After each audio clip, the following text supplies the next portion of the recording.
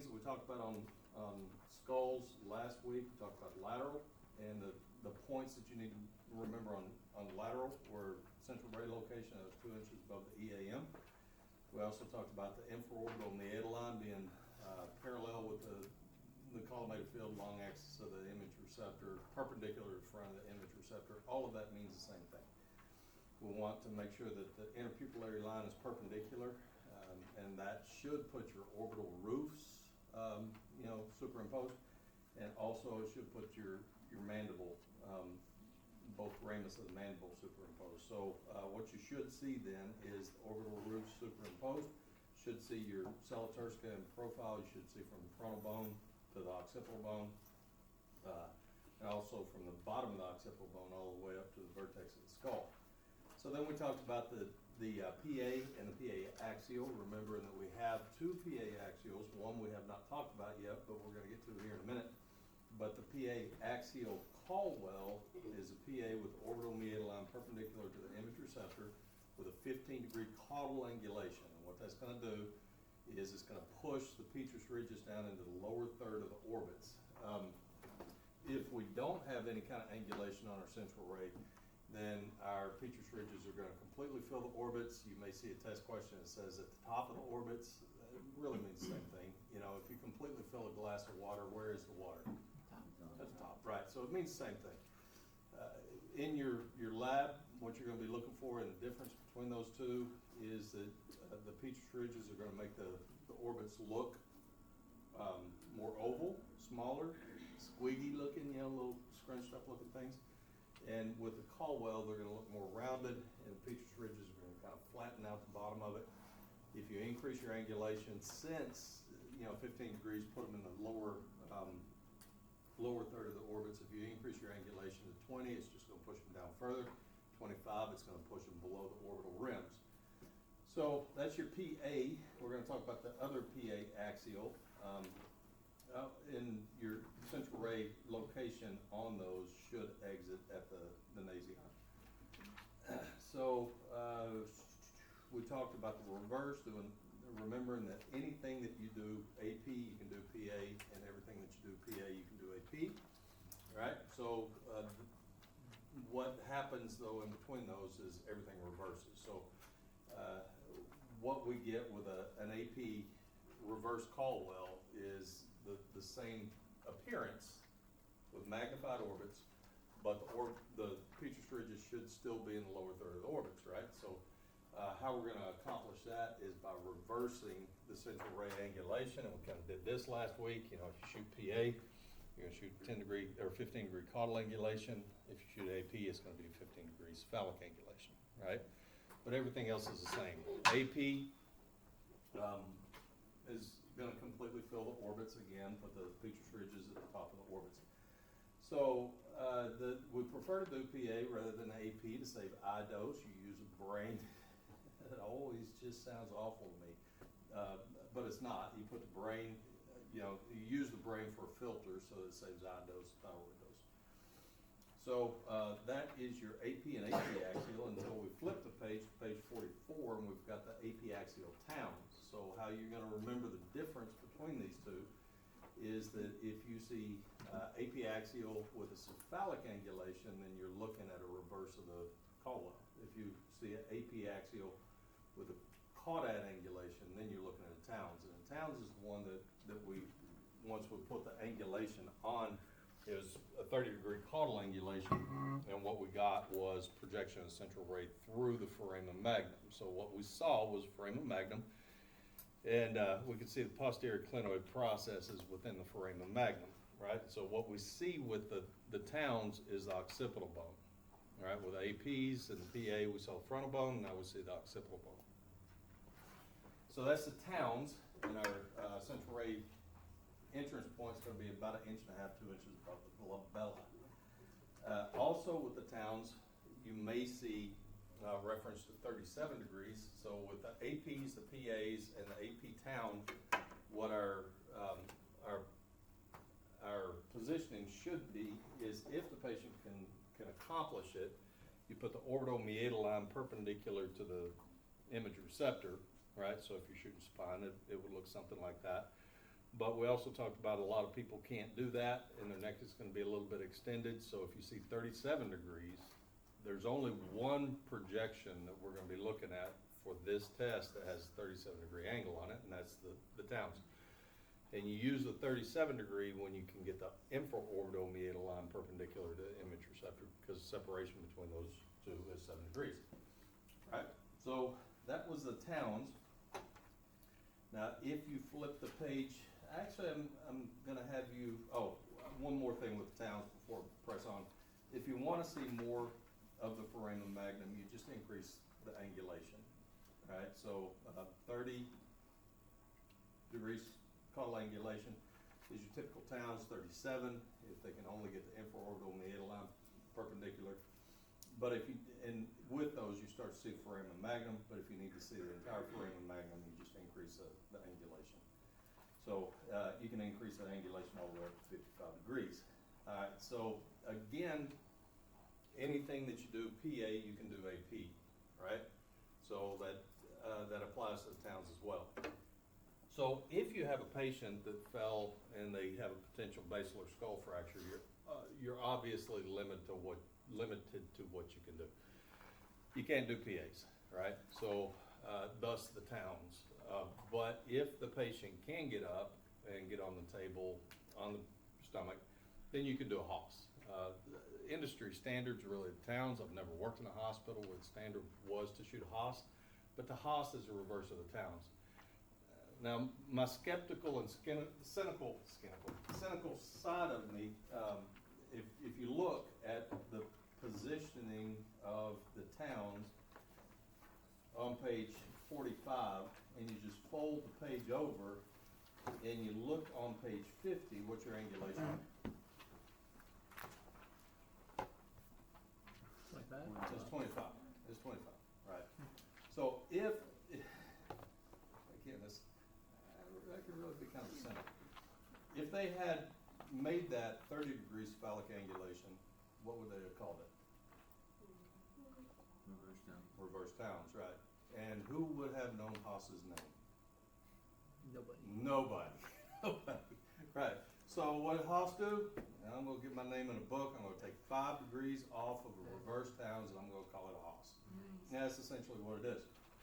So if you look then at the images on page 47, and again you loosely fold your page over, and look on page 51, you see the same characteristic appearance between a Haas and a Towns, and that is that V-shaped petrous ridges, and you see the foramen magnum with the posterior clinoid processes in it. So the reverse of the Towns, even though it's not truly the reverse of the Towns, the reverse of the Towns is the Haas, right? So 25 degrees cephalic angulation shows you the exact same thing as the Towns, really fundamentally no different.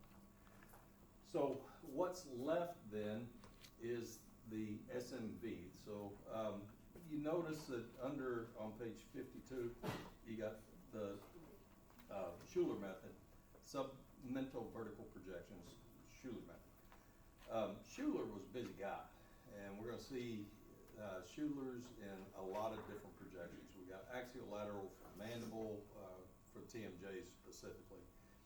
He's in that, he's in a couple other things as well. So we're going to see Schuler's over and over again. So what this one is, though, is just as the name implies, it's a submental vertical projection. Where's your mental point? Yeah, right on your chin. So it's going to be behind that, whatever, but it's going to be behind that. So your central ray location, then, if you look, you just pass by the IOML, we'll get to that here in a second. It passes through a point 3/4 of an inch anterior to the level of the EAM. So that's going to be a little bit difficult to judge exactly where to put that under the patient's chin. But what you're going to do is you're going to take your patient, you're going to extend their chin until the IOML is parallel to the image receptor. So it's going to take quite a bit of angulation on the neck in order to make that happen. So all of the projections we talked about so far, you can do standing up. really do not recommend you try to do this one standing up. You know, I mean, try it at home on your own sometime. And then imagine it with a patient who's got, let's say, a sinus infection, a potential sinus infection and a sphenoid sinus, which we're gonna look at this again in sinuses, and that's what it diagnoses. Or if they've fallen and they've hit their head, you know, what you're gonna have to do is kind of like the apical lordotic chest x-ray, you're gonna have to step the patient away from the image receptor, but in this case, what you're gonna have to do is put the vertex of the patient's skull on the image receptor at a level where their IOML is pretty much perpendicular to the floor, perfectly vertical. So the IOML needs to be parallel to the image receptor if at all possible. You can do these upright, but what I recommend you do is put them in a chair. If you put them on a stool, well, don't put them on a stool. Put them in a chair. If you put them on a stool, most of the stools in the hospital have wheels on the bottom. So once you get them cranked back like that, what do you think is going to happen? Yeah, it's swoop, and they're on the floor. Now you're doing another skull series. You know, additional damage. So put them in a chair. Have them slouch down real far. Extend their chin until that IOML is vertical. So it's parallel to the image receptor. Central rays should be perpendicular to the IOML. Sometimes you still can't get their chin cranked back that far. So what you're gonna have to do then is get it back as far as possible and then angle your central ray perpendicular to the IOML. Okay, so either one of those will work. Do you get a little bit of distortion with the angulation to the IOML? And the answer is yeah, but it's better than the alternative. So our evaluation criteria, our petrous ridges are coming right up this way. Okay, so what we want is to have the chin back far enough, or at least compensated with a central ray angulation, to place the angles of the mandible anterior to, which on the image is going to look like superior, but it's going to be anterior to the petrous ridges. Okay. You're also going to look for rotation, and you can evaluate rotation by looking at the mandible and its position within the skull. So if the patient's head is tilted a little bit in one direction, what's going to happen is that mandible is going to shift in that direction, right? So look at the mandible, look at the orbits, look at, anything that will give you a telltale indication that you've got any kind of rotation. All right, so if you look on page 53, you see what I'm talking about. What you can see on 53 is those petrous ridges, and again, I wish I could bring this up on the computer. I'm at 46% updated now. But that real dark area that's coming at a very shallow V, or real light area, real dense area, radiographically it's a light area. Very shallow V are the petrous ridges, and those things that are kind of coming up at an angle towards the front of the skull, that's your mandible. Okay, so you've got the mandibular condyles anterior to the petrous ridges, which is what you want to visualize. Okay. So the most difficult thing on that, whatever you have to do with the collimation in your central ray to get the entire skull on the image receptor, you do. But the textbook positioning is central ray 3/4 of an inch anterior to the EAM. That's hard to judge, right, when you've got a patient up there. So since I can't access the PowerPoints, if you've got your notebook, somebody got your notebook, is there anything that I've missed? So we're not doing orbits? We're not doing orbits on this one. Okay. No. That, last thing in my book.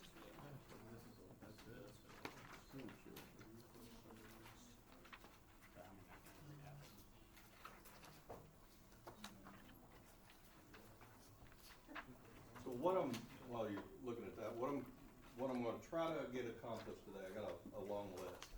What I'm going to try to get accomplished today, I'll post the discussion question in Canvas. So, if you have questions on the lecture for imaging, feel free to post. All right. So that's one. two is I'm gonna go back through the Canvas assignments and try to get everything open that, you know, a lot of images for whatever reason. Some students just couldn't see the images, so I'm gonna try to go back through and open everything we've done so far so that, you know, if it looks like you tanked it because you couldn't see the images, and I'll open those back up. So, those two things, and eventually, so the second part of the lecture on Monday from last week didn't record. I think what it did was accidentally hit the record twice. So the only thing I got was a picture of myself rather than a video. I didn't think that was real helpful for you. So